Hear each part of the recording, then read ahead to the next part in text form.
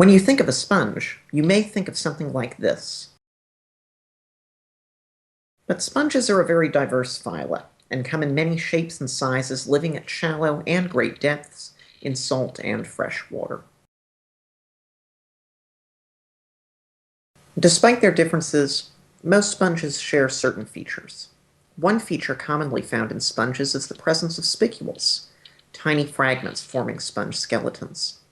These spicules are made out of different kinds of material and come in many shapes and sizes. The simplest spicules are made out of glass, formed into long rods. But despite the strength of the material that makes them, these rod-shaped glass spicules sometimes break, forming fine surfaces. Other spicules are made out of hard calcium carbonate, which also tend to be quite sharp. Another sponge, Grantia, has calcium carbonate spicules, but in different shapes. Though it has the rod-shaped spicules you just saw, it also has three-pointed spicules, known as triaxons. Notice how these spicules fit in around the holes in the sponge surface. These spicules can fit in elsewhere in the sponge, helping to form a tight network that can strengthen the sponge's skeleton.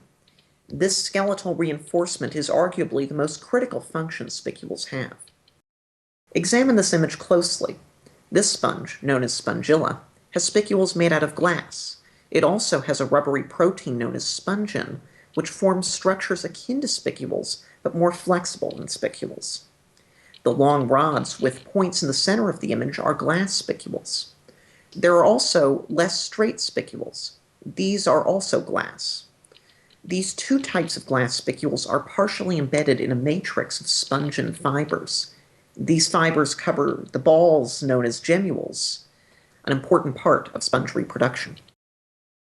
Like many other glass spicules, these spicules are long and have sharp points.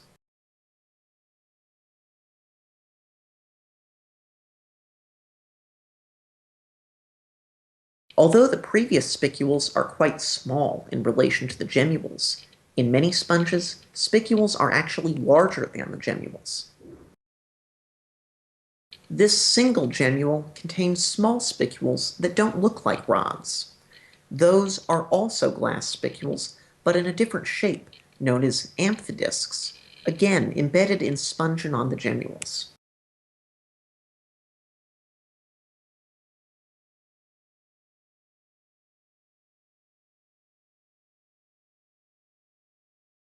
Also, spicules are not just found on sponges, but also in other organisms.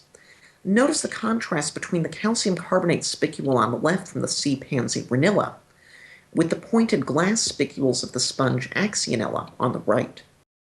Thus, spicules are surprisingly complex, forming different shapes and structures from different materials.